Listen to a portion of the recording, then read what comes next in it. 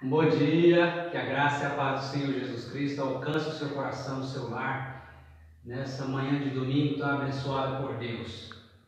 Nós estamos aqui fazendo essa gravação, essa transmissão pelo Facebook da Igreja Presbiteriana de Pirangi, olhando para o estudo da nossa lição dos adultos, mas não só para os adultos, mas também para todos que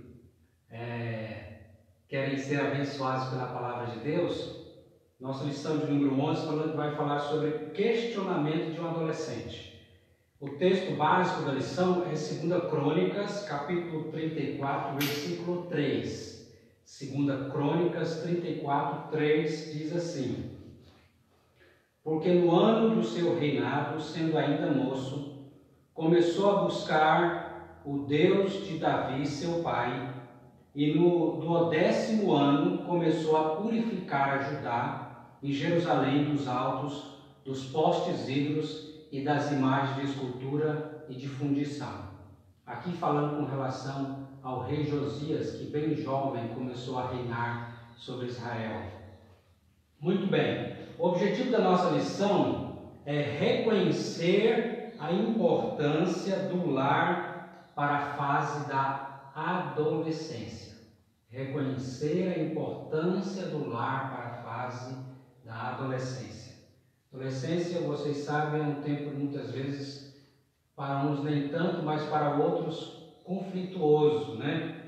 É uma época da vida em que as crianças substituem os pontos de exclamação, aquela admiração que tinha, às vezes pelos pais, por outras pessoas, substitui esses pontos de exclamação agora por pontos de interrogação, né? Muitas interrogações. É claro que na criança também tem as interrogações, mas o adolescente tem umas interrogações agora que tem a ver muito com a sua faixa etária de idade, né? Eles questionam tudo, até aquilo que, quando pequenos, aceitavam com maior facilidade, né? Quem de nós aqui, quando a criança faz uma pergunta, às vezes você responde e ela já se satisfaz com aquela resposta, né? Mesmo às vezes não sendo tão coerente, mas já o adolescente, ele questiona e quer saber e quer entender melhor. Então, é essa época em que ocorrem sensíveis também transformações físicas e emocionais. É o início da fase em que a pessoa deixa de ser criança e inicia-se rumo à maturidade. Geralmente isso ocorre entre os 10 e 19 anos, conforme o pastor Jaime Kemp explica, né, nessa lição. Ele utiliza então desse espaço de tempo para abranger diferentes tipos de pessoas. Convivendo com essa faixa etária há muitos anos, diz ele, pude observar que, entre outras, há 4 perguntas que todo adolescente, mais cedo ou mais tarde, acaba fazendo sobre a vida. 4 perguntas. Quais são essas 4 perguntas que mais cedo ou mais tarde todo adolescente acaba fazendo ao decorrer da sua vida? Primeira, quem sou eu? Segundo, que atitude devo tomar? Que atitudes devo tomar? Terceiro, que autoridades devo respeitar? Quarto, qual será a minha maneira de viver? É verdade que não só os adolescentes, mas muitos estão ainda questionando, fazendo essas perguntas para si mesmos, né? Vamos relembrar aqui: quem sou eu? Que atitudes devo tomar? Que autoridades devo respeitar? E qual será a minha maneira de viver? Vou mostrar para vocês, nós estamos utilizando essa revista aqui, né? Na Escola Bíblica Dominical, que é Pastoreando a Família. Muito bem. As 4 perguntas citadas costumam ser mais prementes entre os jovens, e os pais devem estar sensíveis e prontos a respondê-las antes que eles procurem as respostas dessas perguntas fora da família, né? Há na Bíblia 4 pessoas que ilustram cada uma dessas lutas, cada uma dessas perguntas aqui que já foram mencionadas, né? Vamos ver então, a vida de 4 personagens bíblicos: Jefté, Absalão, Josias e Daniel. A primeira pergunta então vai falar sobre quem sou eu, olhando para a vida de Jefté. Nossa primeira personagem aqui mostra a batalha pela sua identificação. Quem sou eu? Qual é a minha identidade? Quem eu sou? Jefté não é muito conhecido, ele foi um juiz de Israel, também na época dos juízes, e particularmente ele foi também depois admirado e nós aprendemos muito com a vida também de Jefté. Observe Juízes capítulo 11, eu vou ler aqui. Juízes capítulo 11 diz assim: então Jefté, o gileadita, homem valente, porém filho de uma prostituta, Gileade gerou a Jefté. Também a mulher de Gileade lhe deu filhos, os quais já eram grandes. Expulsaram, quando esses filhos de Gileade, né, já eram grandes, expulsaram a Jefté e disseram para Jefté: não herdarás em casa de nosso pai, porque és filho de outra mulher, de uma prostituta.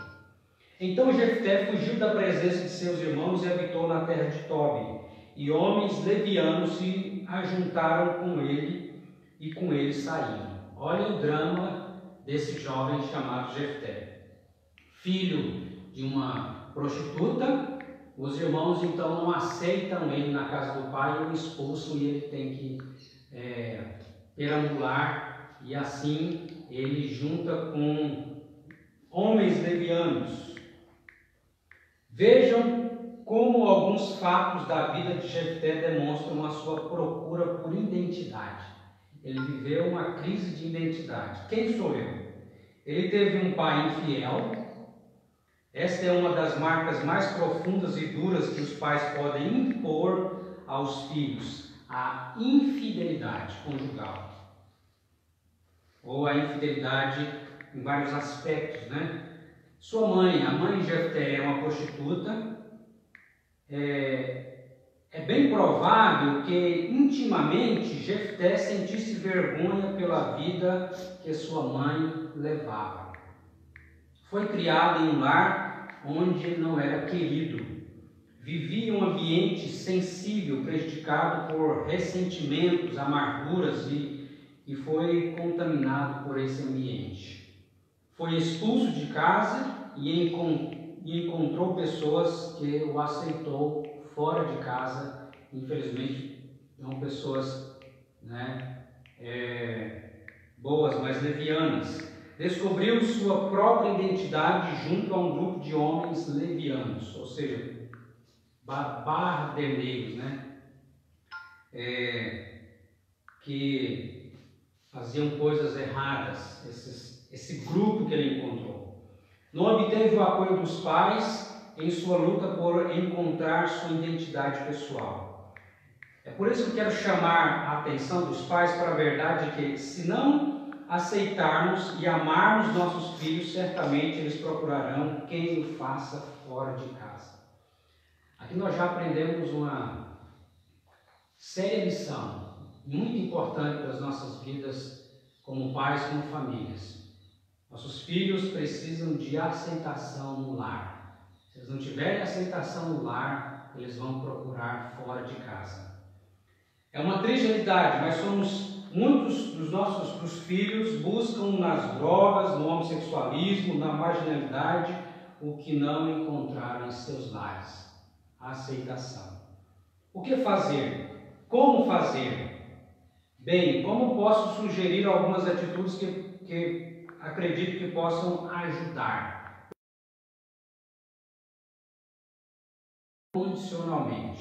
Incondicionalmente.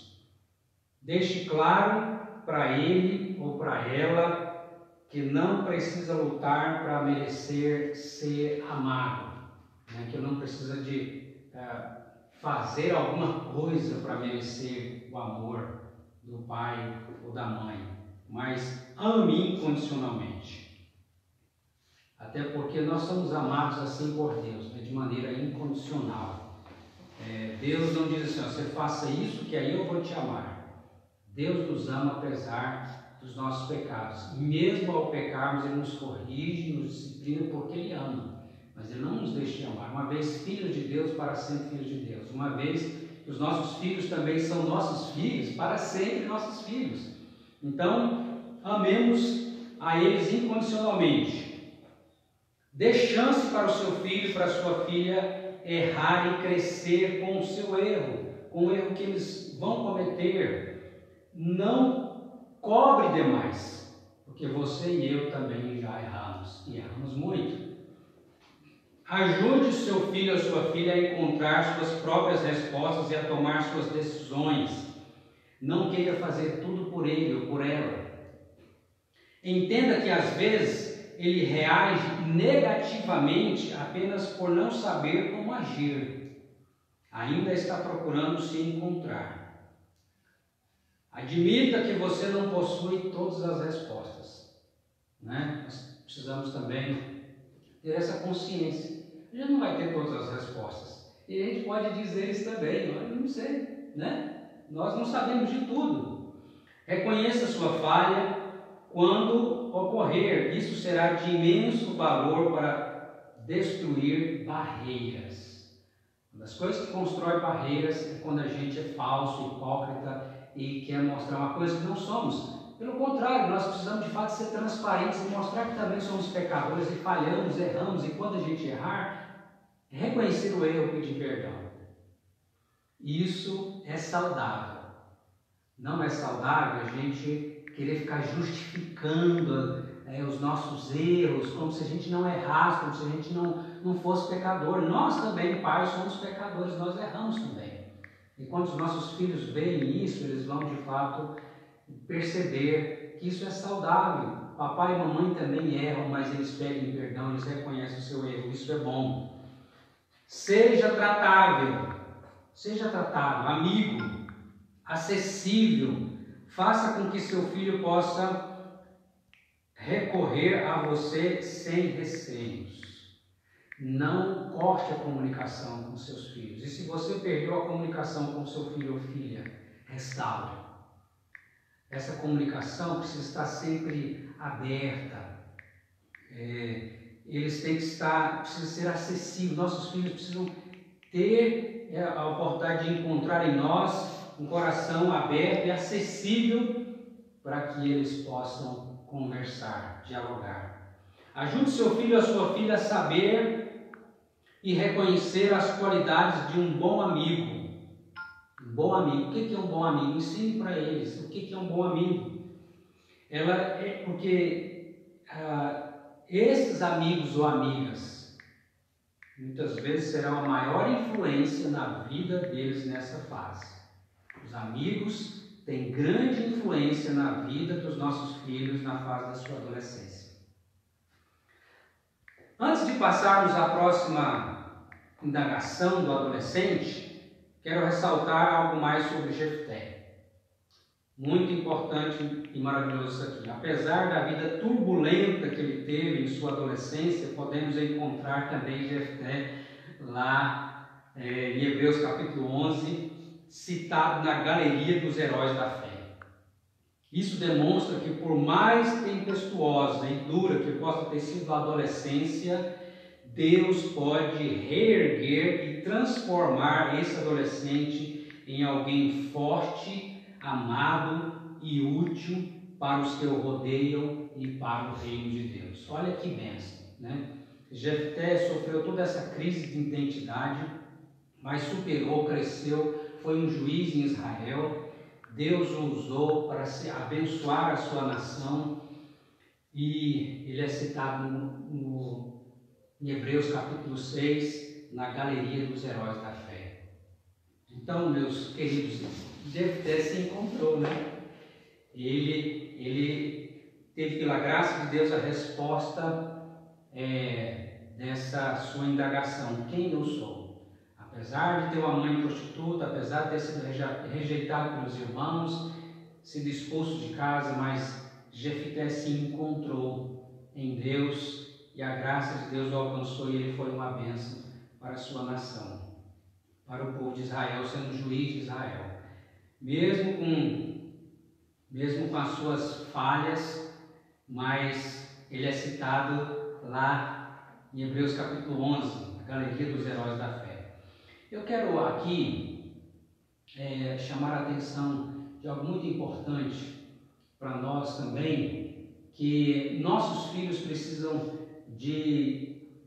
já de criança e na sua adolescência e juventude, e todos nós com eles precisamos de duas coisas muito importantes que precisam acontecer nas nossas vidas. Primeiro, precisamos ter conhecimento bíblico, conhecimento da palavra de Deus. Não podemos ser analfabetos da Bíblia. Precisamos incentivar os nossos filhos a leitura da palavra de Deus, ler com eles desde criança e ler junto e incentivá-los à leitura da palavra. Conhecimento bíblico. Segundo, experiência com Deus. Essas duas coisas caminham juntas. Conhecimento bíblico e experiência com Deus. Se nós, os nossos filhos, tiverem isso, de fato, nós vamos ter uma vida espiritual saudável. Nós vamos crescer. Nossos filhos, quando pequenos, eles têm uma fé coletiva. É a fé que estão acompanhados do papai, do vovô, da mamãe, do titio. É a fé, eles creem porque o pai crê, porque a mãe crê, porque o avô crê, porque a tia crê. Mas vai chegar um momento que eles precisam ter sua fé pessoal. Não mais uma fé coletiva, mas a fé deles. E quando isso vai acontecer? Quando, pelo conhecimento bíblico e a experiência com Deus, eles vão então dizer: eu creio. Agora não só por causa do papai, da mamãe, do tio, da vovó, do vovô, mas porque eu conheço pessoalmente a Jesus Cristo como Senhor e Salvador. Ore por isso, para que os nossos filhos e nós possamos viver isso, conhecimento bíblico e experiência com Deus. O próximo personagem aqui que nós vamos falar, fazendo a pergunta: que atitudes devo tomar? Olha, outro questionamento muito sério também, não só na vida dos adolescentes, mas na vida de muitas pessoas. Que atitudes devo tomar? Olhando aqui para a vida de Absalão. Absalão, que foi filho do rei Davi. A experiência de Absalão tem muito a nos ensinar. Durante toda a sua vida, Absalão enfrentou seríssimas dificuldades relativas às suas atitudes. Entretanto, alguns fatores contribuíram para isso. Seu pai, Davi, possuía uma reputação má. Ele tinha cometido adultério. Absalão convivia com o rei e sabia quem realmente ele era. Houve, porém, um fator que desencadeou a desgraça na vida do jovem Absalão. Ele tinha uma irmã, Tamar, que era desejada pelo seu irmão Amon, porém ela rejeitava Amon. Utilizando-se de uma artimanha, Amon seduziu e abusou da sua irmã, depois de passar-se por enfermo e querendo ser ajudado pela irmã. Chamou a irmã para fazer um bolo para ele, foi lá na casa dele e assim ele abusou da irmã. Logo em seguida, porém, ele desprezou a sua irmã Tamar. Isso fez Amon. Absalão, que era irmão de Tamar, enfureceu-se demasiadamente. Por que ele é irmão de Tamar e não Amon, irmão de Tamar? Porque Absalão era de uma mãe e Amon de outra mãe. Então, Absalão e Tamar eram filhos da mesma mãe. Absalão, então, ficou enfurecido com o que Amon fez com a sua irmã Tamar. E durante 2 anos não se dirigiu palavra alguma a Amon. Mas a vingança vinha crescendo dentro do seu coração. E em uma barreira imensa, intolerável, crescia entre os dois, até que por fim, levado pela vingança, Absalão matou seu irmão Amon. Quando Davi, o rei, seu pai, soube do incesto, soube do acontecimento de Amon com Tamar, ele irou-se, mas não fez absolutamente nada.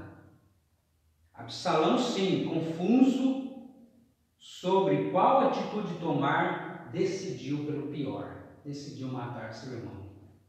Depois do assassinato, Absalão foi obrigado a fugir e viveu durante 3 anos escondido sob a proteção de seu avô. Davi nem ao menos foi procurá-lo. Passando esse tempo, Absalão voltou a Jerusalém com o firme propósito de reconciliar-se com seu pai. Durante 2 anos procurou, sem êxito, marcar uma audiência com o rei. Joabe, capitão do exército de Davi, importante assessor real, não se empenhou para que isso acontecesse. Desesperado, Absalão resolveu colocar fogo nos campos de Joabe para conseguir uma atenção diante do rei, porque Joabe era um assessor do rei, então ele, capitão de Israel, ele então, do exército de Israel, era quem poderia, né? Estranho isso, né? Ele, como filho, tinha que precisar de alguém para poder ter acesso ao rei, seu pai. Finalmente, então, ele conseguiu, depois dessa atitude extrema, Joabe, então, conseguiu para ele uma audiência com o seu pai, com o rei. E Absalão, então, vai, com o rosto em terra, se apresenta diante de Davi.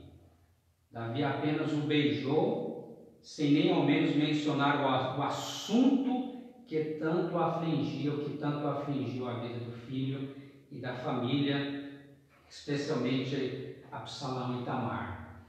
Deu um beijinho em Absalão e o despediu. Saiu dali, Absalão passou a conspirar contra o seu pai, mas essa conspiração resultou em sua própria morte.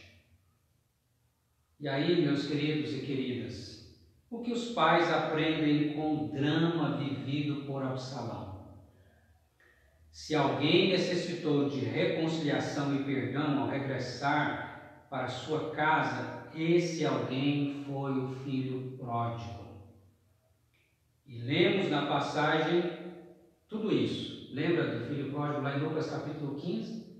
Ele fez coisas erradas, mas ele volta. O pai então o recebe, ele é amado, ele de fato foi restaurado às suas feridas e todo aquele drama vivido, foi perdoado e houve uma mudança no coração daquele filho pelo amor que ele sente do pai. Lá em Lucas capítulo 15 nós vemos a história do filho pródigo.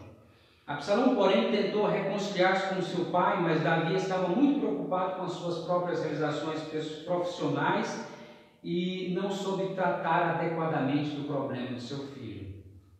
Poucos fatores são mais prejudiciais na vida de um adolescente do que a rejeição. Absalão tinha sido rejeitado. Eles já rejeitam a si mesmos. Os adolescentes têm essa tendência, né, de rejeitar a si mesmos, às vezes não aceitando como são. E o fato de serem rejeitados também pelos pais é mais do que eles podem suportar. Se Davi tivesse dispensado atenção a Absalão, talvez a vida de seu filho viesse a ser totalmente diferente. Uma comunicação aberta com os pais é algo de suma importância para a vida do adolescente. Você pode questionar, talvez você diga: acho que você está sendo muito duro com Davi, com o rei Davi. E Absalão, ele não foi responsável pelos seus atos? Sim, claro foi. Ele teve que prestar contas das atitudes erradas que tomou, mas Davi foi o causador de algumas dessas atitudes. Lembre-se, os adolescentes lutam em relação a que atitude deve tomar, e eles precisam de orientação. Nós, como pais, tanto podemos favorecê-los, como também prejudicá-los através dos nossos próprios atos. Que Deus tenha misericórdia de nós e nos ajude a orientá-los na tomada das suas atitudes. Nem sempre nós vamos poder ter como influenciá-los. Às vezes os amigos, como eu disse aqui, vão influenciar mais do que às vezes podem dar mais ouvido aos amigos e amigas do que aos próprios pais. Mas você pode ter uma palavra de Deus para o coração do seu filho, da sua filha, nas tomadas das suas decisões. Por isso a importância deles terem essa comunicação aberta, que podem falar com o pai, com a mãe, abertamente, e nós também termos esse contato, essa procura, não apenas esperar que eles nos procurem, mas sentarmos e conversarmos, pelo menos uma vez na semana, para vermos como está o coração dos nossos filhos e filhas. Então aqui nós vemos essa pergunta olhando para a vida de Absalão. Que atitudes deve tomar? Agora a terceira pergunta é: que autoridades eu devo respeitar? Olhando para a vida de Josias. A história de Josias é muito bonita. Ele representa as dúvidas sobre a autoridade. A pergunta é: que autoridades devo respeitar? Josias foi um dos mais brilhantes e destacados reis de Israel, a ponto de a Bíblia dizer: depois dele nunca levantou outro igual, conforme 2 Reis 23, 25. Já no início da sua vida, Josias começou a sobressair das demais crianças. Com apenas 8 anos, ele começou a reinar sobre Jerusalém. 2 Crônicas 34. Fico pensando que se estivéssemos sob a autoridade de um governante de 8 anos de idade, estaríamos todos chupando pirulito. Mas não foi isso que aconteceu, né? Um menino de 8 anos, né, reinando, é claro que tinha pessoas o orientando, né? O que transformou esse menino em um monarca tão produtivo e marcante está registrado em 2 Crônicas, capítulo 34, versículo 2, que diz assim: fez o que era reto perante o Senhor e não se desviou nem para a direita, nem para a esquerda. Aqui estão algumas das evidências do sucesso de Josias frente ao povo de Israel. No 8º ano do seu reinado, portanto, aos 16 anos de idade, começou a buscar o Deus de seus antepassados, o Deus de Davi, seu pai. A palavra buscar, usada no versículo 3, significa procurar conhecer ao Senhor diligentemente, cuidadosamente. Isto é, ele deu prioridade à leitura, meditação e obediência à palavra de Deus. Lembra-se quando eu falei sobre nós precisamos dessas duas coisas juntas sempre na nossa vida, conhecimento bíblico e experiência com Deus? A gente vê isso aqui na vida de Josias. Na leitura da lei do Senhor, né, eles tinham naquela época a Torá, o Pentateuco, né, os livros de Moisés, a lei. Eles não tinham ainda toda a Bíblia como nós temos, mas Josias conheceu as Escrituras, a palavra de Deus. Ele leu, ele lia a Bíblia, né? E Gênesis, Êxodo, Levítico, Número, Deuteronômios. E assim, ele também obedecia, ele teve experiência com Deus. Aos 20 anos de idade, Josias iniciou uma campanha para purificar Judá e Jerusalém, a fim de acabar com a idolatria da nação. Seu compromisso com Deus era muito sério e sem temores e sem dúvida. Ele levava a sério aquilo que ele estava lendo nas Escrituras. A Bíblia diz que resolutamente ele deliberou, despedaçou, quebrou, derrubou, reduziu a pó, acabando com todos os altares de postes, ídolos e imagens na cidade, das cidades de Israel. 2 Crônicas, capítulo 34, versículo 4 e 7. Isto com 21 anos de idade.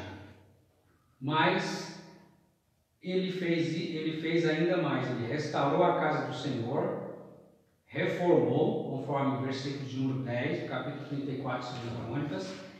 Ele encontrou o livro da lei, conforme o capítulo 34, versículo 15. Fez aliança com Deus de que obedeceria a todos os seus mandamentos com todo o povo de Israel, versículo 31 e 33.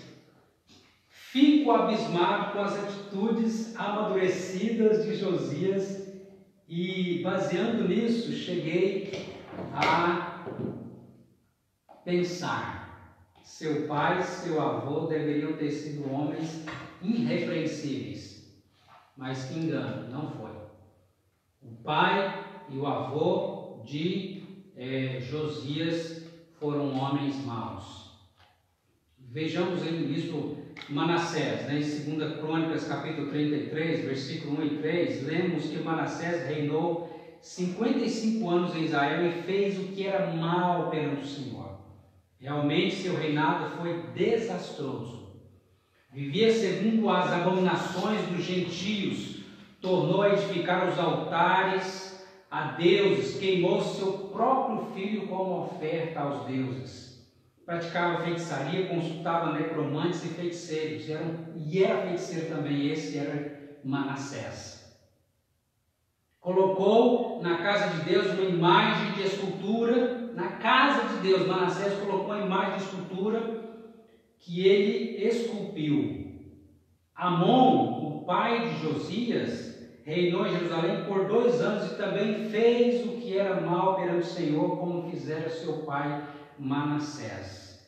2 Crônicas 33, 22. Por não ter sido humilde, por não ter reconhecido que prejudicou o reino, conspirara contra ele os seus servos e o mataram em sua própria casa, conforme o versículo 24 de 2 Crônicas 33. Esse foi o fim de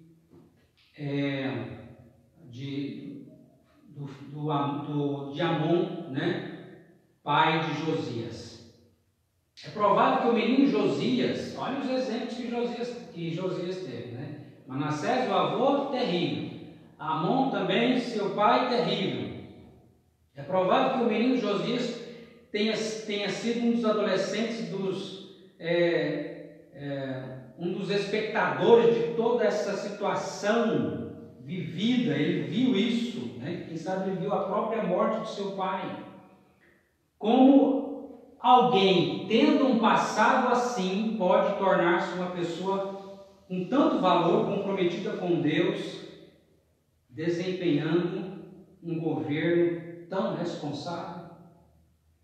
Existem 2 possíveis segredos que podemos observar na vida desse jovem rei. O primeiro está em 2 Reis, capítulo 22, versículo 1, que fala assim: tinha Josias 8 anos de idade quando começou a reinar e reinou 33 anos em Jerusalém. Sua mãe se chamava Gedida. Geralmente, as genealogias dos reis, a mulher não é mencionada. Aqui ela é destacada. O seu nome significa amada de Jeová. Então o nome da mãe de Josias, que é Gedida, significa amada de Jeová.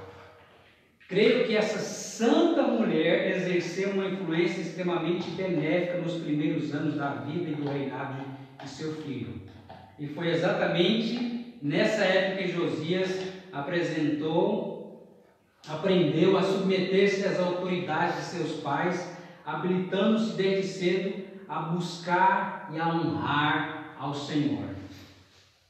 O segundo segredo da vida do rei Josias está em 2 Reis 23, 25, que diz assim: antes dele não houve rei que fosse semelhante, que se convertesse ao Senhor de todo o seu coração, de toda a sua alma, de todas as suas forças, segundo todas as leis de Moisés, e depois dele nunca se levantou outro igual.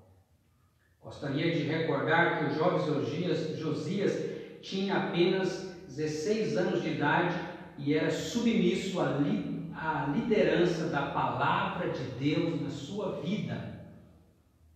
Por isso, meu querido, minha querida, meu irmão, minha irmã, pais, desenvolvam na vida, na mente, no coração dos nossos filhos a disposição para obedecer às autoridades constituídas e o hábito de lerem e meditarem na palavra de Deus a fim de praticar a palavra de Deus. Quero desafiá-lo a ter uma vida como a de Josias. Por isso é necessário, como ele, reconhecer e cumprir esses dois princípios. Obedecer às autoridades, pois Deus as usa na vida deles, nas nossas vidas. E sujeitar-se a Deus e a sua palavra. Portanto, meus amados irmãos, como nós podemos fazer isso? Pensando aqui de maneira prática, sujeitar as autoridades e respeitar a palavra de Deus também.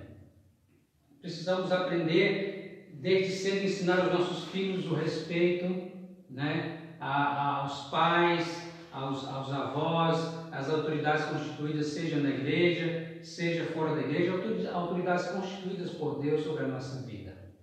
Então, ensiná-los a respeitar essas autoridades. Segundo, que a gente possa marcar uma hora para os nossos filhos, você ler a Bíblia com eles ou ensiná-los naquele horário, lerem a palavra de Deus. Tem um horário de ler a palavra do Senhor.